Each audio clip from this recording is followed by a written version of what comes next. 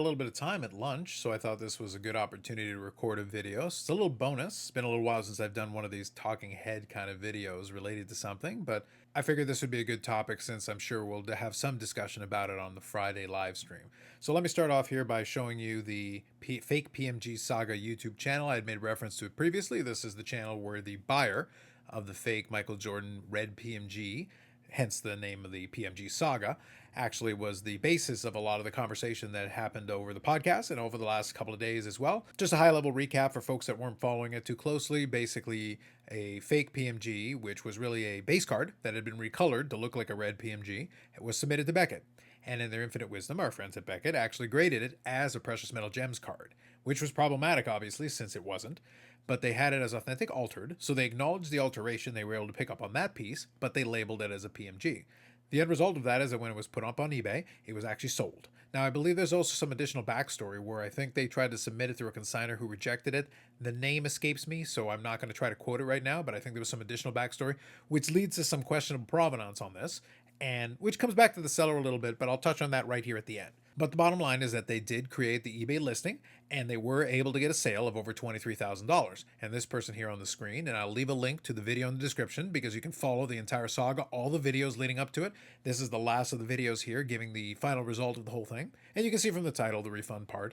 But anyway, the point is that they purchased the card thinking it was a PMG, even though there were a lot of red flags, which through the course of the series, they kind of acknowledge. And then other people kind of called out that it seemed to be a little bit off. And finally, they were able to go and get a conversation with both Beckett and eBay, and everybody kind of came together on a conference call. And the end result was that the buyer is going to get a refund of their $23,000, which is great. All's well that ends well. But where it's going to be a little bit controversial. So, bottom line, card was fake. Everybody finally acknowledged it in the end, and the buyer gets their refund. Great. The controversial piece that is included in this, and where it's going to be a little bit interesting, and I'm going to share another link with you here in a moment. The part that it becomes a little bit interesting is that in this instance, the seller is also going to receive the $23,000, but eBay is actually the one that's going to foot the bill. And this is where the controversial piece comes into play. And maybe this will be kind of the main topic of conversation when we get to it on the Friday, because the rest of it is pretty straightforward. It was fake pretty clearly from the beginning. Beckett made a huge mistake, which in turn set the entire rest of the chain of events. And I'll give you a bit of an analogy here in a moment. But by eBay doing this, obviously, a lot of the very loud people that want to argue about this will basically say, well, in effect, you rewarded the seller, which you did. But I think there's one key element, and I think Neo touched on it in his video. But the point is that eBay kind of tied their own hands with their own policy. And what I'm going to do is I'm going to show you, not necessarily the whole policy, but I'm going to show you one specific component of it, like the biggest front-facing piece, just so you can see it for yourself. And then you're going to see where they kind of tied their own hands. So just giving my take on it, just really from my perspective, Beckett is the one who committed the biggest sin that led to this entire sequence of events. And that'll take me kind of the analogy here. And I'll be quick about it, but I'll come back around to where this applies. There was a TV show, I believe it was a National Geographic, if memory serves me, and I'll see if I can find an episode for you, and I'll throw that link in the description if I can. It was called Seconds from Disaster. Long story short is that the format of the episode is that they would talk about some kind of a disaster, a building collapse, an explosion, some kind of a disaster that happened. And then they would tell you the result, they would tell you the consequences, they would tell you when it happened, where it happened, and all that information. And then the rest of the episode would be the investigation and retracing the steps that in some cases went back months, years, all the way up until minutes and seconds before the actual event occurred. And because they do it in this way, it allows you to kind of see that most of the time, there's multiple places along the way in which a disaster could be prevented, or that there were opportunities for different people to say something or stop it along the way, where maybe it could have gone a different way if it hadn't. But see, because all these other things did go that way, you ended up with the disaster in question, and that is the whole episode. The reason I mention it here is that, in this case, there's multiple parties that screwed up. And we kind of talked about that on the podcast. I still think the buyer holds a little bit of responsibility in the sense that they basically decided to go straight ahead through multiple red flags. Ignorance and being newer is not really an excuse for me. I do hold them a little bit responsible, not to the point that they should be forced to pay for it, because other parties screwed up here as well, and they were ones that have more responsibility, I think. But I'm still going to give the buyer a couple of percentage points. Literally, we're talking single digits. I'll give them like 5% blame for this entire thing because they should have never been involved in it if they clearly didn't know what they were looking at, which they didn't, because it didn't say precious metal gems on the card. I don't care what it says on the label. The card did not say precious metal gems. It didn't have the serial number. It was missing basically everything that makes it a precious metal gem card. And you decided to bid $23,000 on it anyway. I've got to at least look at you a little bit. Now, again, single digits. The biggest culprit in this situation is Beckett. They're the ones that basically were the first line of defense here. They were the ones that should have been able to pick this up and basically stop the whole thing from happening. The end result of this entire thing, after the refund and after the payment is going to happen, is that eBay, in effect, has bought themselves this card for $46,000. Beckett is going to adjust it in the population report and label it correctly as an altered base card, which is really what it is. And from their perspective, they kind of got off a little bit scot-free. Not entirely, because obviously they're taking the PR hit. But at this point, Beckett has taken so many PR hits. Like, what's it going to take for these guys to actually be taken down? Because it isn't the first screw-up they've made. It isn't even the 100th screw-up they've made. And every single time you think, oh, they can't possibly embarrass themselves anymore. No, yes, they can. Clearly they can. And in this case, they're not paying out. To me, the party that should have really paid this out would have been Beckett. But nonetheless, eBay paid it out. Now, pertaining to like I said, assigning the blame, I'm giving a couple of percentage points, literally just a handful of percentage points to the buyer. So don't come complaining to me, but I still consider the buyer to be somewhat responsible. Caveat emptor, for the millionth time, at least do a little bit of diligence before you're going to spend 5 figures on a card. At the bare minimum, it would be nice. But fine. Like I said, single-digit percentage points. Beckett gets the bulk, the vast majority of this. And then eBay will also get a couple percentage points. But the reason for that is the following. Their own policy. So I'm going to flip over to another tab here just so you can take a look at it. This is actually, now at this point, I'm sure they're going to have to update this, and I'll talk about that more here in a moment. But this is the authenticity guarantee on ebay.com, and I'll leave a link in the description for you. You can see all the different categories: sneakers, handbags, watches, jewelry, streetwear, and trading cards. So I'm on the trading cards tab, and what I'm going to do is I'm going to scroll down to this specific section because I want to read it to you. This is about how it works. Now, this is the high level. You can also go to the FAQ and look at it in more depth, but I just want to go high level here. It says, make your purchase. Eligible items will have authenticity guarantee checkmark in the listing and will automatically go through the authentication process once purchased. Second, it's authenticated. The seller ships the card to the authentication facility where ungraded cards are inspected by CGC Cards. Now, I believe that might have changed the PSA, so maybe that requires an update, but this is what it said at the time, so it's giving us a little snapshot in time here. And graded cards will have their case and label authenticated by a PSA authenticator. Now, I'm going to pause for a second because the next sentence is absolutely critical to this entire discussion of what we're talking about here. No regrading is performed. Now, they don't go into any more depth than that, but no regrading is performed because the graded card, you can't relitigate it. And this has been eBay's policy with this, effectively from day one of starting this whole authentication guarantee thing. Because, and this is where I think maybe the confusion comes in, a lot of people think about the authentication guarantee as really being protection for the buyer. It is and it isn't. Because if you remember, and this is where I think the confusion comes in, eBay is already structured very much to protect the buyer in about 57,000 different ways. It's the seller oftentimes that if the buyer wants to do some shadiness or do a bait and switch or claim that there was damage when there wasn't damage, or I want a refund, there was no recourse.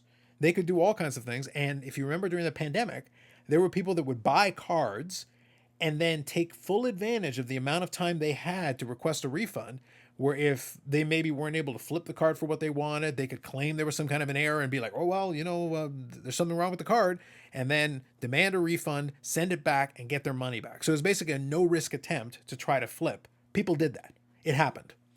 The eBay guarantee here, in reality, is one of the few handful of things that actually kind of help out the seller a little bit. Because basically what's supposed to happen, remember the seconds from disaster analogy I gave you a moment ago. The thing is, if the first domino falls, and that was the case with a lot of the episodes, there would be one domino that would fall that would lead to another domino, and it would go all the way to the end. In most cases, there were a couple different times where somebody maybe could have stopped it.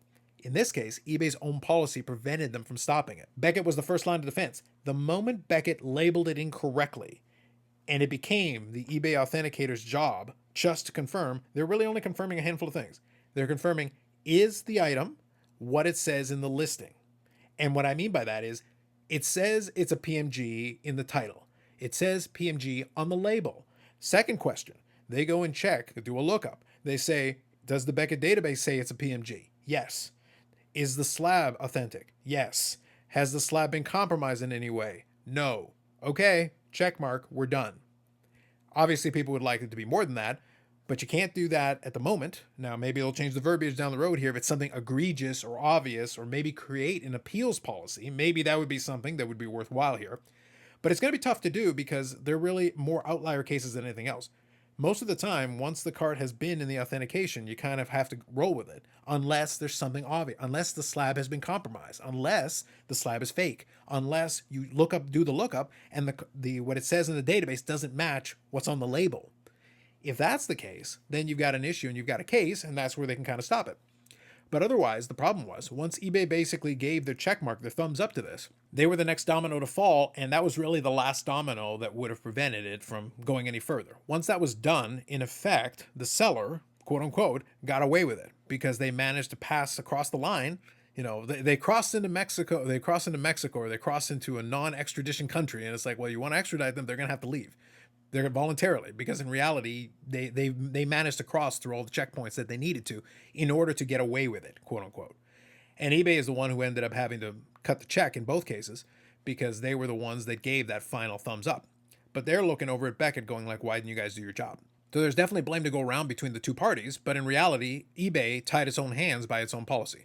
And in the same vein, I read the no regrading is performed here. That's important. Because imagine another scenario different from this one. In this case, it was a card that shouldn't have been labeled that way in the first place. There's where your problem lie. But what if you had a card that was considered to be a quote-unquote high condition card? A PSA 9, a PSA 10, an SGC 9, an SGC 10, or a Beckett. And you look at the card, and it's Beckett 9.5 with all 9.5 subgrades. And you look at it, and there's a gigantic crease right down the middle of the card. And you're sitting there like, there's no way this is a 9.5. But the problem is, it says Beckett 9.5. The label is correct. The holder hasn't been compromised. Somebody clearly screwed up, and they put in the wrong information, but in terms of the grading. But at that point, Beckett's already kind of signed off on it, and this is where Beckett not having any kind of a guarantee. In reality, Beckett didn't have to give any recourse at all. Now, from a public relations perspective, it probably would have been wise for them to at least offer to chip in part, if not all, of that, given that they were the party that basically caused this to become a problem in the first place. So at the end of the day, like I said, I'll leave it open-ended. I know there's a lot of folks who are expecting more of the eBay authentication program, but like I said, if you take a look at what's here, they did actually what they were supposed to do. The problem was, because they decided not to act on something that seems obvious in hindsight, that the person was looking at clearly didn't see it, because they gave their thumbs up to it, they basically hit the last domino. That was the end. At that point, the rest of them are just going to fall anyway, and we're going to end up where we're going to end up. In this case, the buyer gets their money back, which is fair. The seller, unfortunately, is rewarded for this, which is unfair, but that's kind of where we sit right now. So lastly, is there any lessons to be learned from this? I think yes. First of all, from the eBay perspective, given that they had to pay out $46,000 for a altered base card, I think from their perspective, they may want to revisit the way that this is worded. The one thing, though, that I don't think is going to happen is I don't think they're going to get into the business of relitigating trying to authenticate cards that are already inside of holders. I know there's folks that would like to have that be the case, and I understand that. The problem is that you really can't do a very good, even if you try your best, you cannot do a particularly good job trying to authenticate a card that's already inside of the slab. Realistically, if you wanted to do the best possible job to really authenticate it, like honestly, really try to authenticate it, you would need to crack it out of the slab, which in fact negates the entire point of this process. The point was that the first line of defense was supposed to catch the obvious fake, and it didn't. Or in this case, mislabeled it. Regardless, though, the outcome was still the same. By putting that label in and saying it was that, everybody else kind of had to just go along with it, unless they wanted to be the one to try to basically rock the boat and say, like, we know what it says, but it doesn't seem right to us. There's a question here. Now, maybe, in all honesty, my takeaway, my suggestion maybe to eBay would be I would have a process in place where if something looks really questionable, egregious, yes, you check the serial number, you do a check based on what it says in the database, but if you really, really have a question, I would honestly have some of these grading companies on speed dial to be able to go and put a question to them. Go, hey, I'm looking at this. I know what it says in the database. Doesn't seem like the holder's been compromised. Can I send you a picture and can you take a look at it? That would be something that if I was eBay, given the size of eBay's market share and kind of what they do as being a marketplace, that's something that I would probably have in place. I would want to have a way to be able to kind of question them a little bit and put it back on the Becketts or the PSAs or the SGCs or even the CGCs. If something seems really off and you can see it with your own eyes, maybe you put it back on them to take a second look at it and be able to have that process and then communicate it to the buyer and the seller so that everybody's on the same page and they know what's going on. But that would still require some kind of a policy change, a rewording of what's here. But based on what's written here today, eBay followed its process. And as soon as it did so, it kind of doomed itself to have to pay out that money. And I know a lot of people are not happy about the seller kind of getting away with one, but they managed to pass through the checkpoints. And that's basically what allowed them to get away with it here. It does make a bit of an interesting story, though, because it probably is the first edge case of the authenticity guarantee that kind of created this kind of interesting payout structure. The other part of it, though, as I said earlier, though, is that the authenticity guarantee, even though it might not be, it's far, far, far from perfect. In reality, it's one of the few things that a seller has going for them that once it passes that and you say no refunds, you get paid. And that's kind of the thing as a seller, for the most part, a lot of things go the buyer's way. And as a seller, it's nice to occasionally have one thing that is at least set up. And hopefully the auto pay becomes possibly a second thing there like that. But it had been so one-sided in the buyer's favor on the eBay platform that it is kind of a thing. This is one of the few things that kind of work for the seller. And obviously in this case, possibly fraudulently, we'll never know with 100% certainty what it was that the seller knew or didn't know about what they submitted. But like I said, in reality, once they submitted it, if Beckett had just told him no and cut it off at the pass right there, we would never be having this conversation. Anyway, wanted to give some thoughts on that. It had been a while since I'd done one of these, so I thought it'd be kind of fun to come back and do one. We'll probably talk more about this on the Friday live stream. It'll be 8 p.m. Eastern Standard Time, the usual, and we'll chat about this and other things. I do maybe have one more video I'd like to do before we actually get to the live stream, but this video is going to be long enough, so I'll leave it at this, and maybe we'll roll one out on Friday before we actually get to the live stream, because I do want to talk about what's going on with the National and the tables being possibly pulled back from some folks and their policy being followed. I had that forwarded over to me, and I had heard about it a little bit, but I'm going to do a little digging into it. Maybe we'll talk about it a little bit more on Friday. Hey, actual videos on the channel for once. But anyway, so like I said, Friday live streams, 8 p.m. Eastern Standard Time. We'll talk about that and hang out. And also, at the same time, if you do get a chance, talking about this PMG as well, check out the latest BIC podcast episode on the channel, because we did talk about some of the other elements to it and put a lot of blame on Beckett, which deservedly so. But I thought since we had an update on what happened here, I thought I would talk about this in this individual video. That's it for me for now. Thanks very much. Like if you like the video, subscribe to the channel, and we'll catch you in the next one.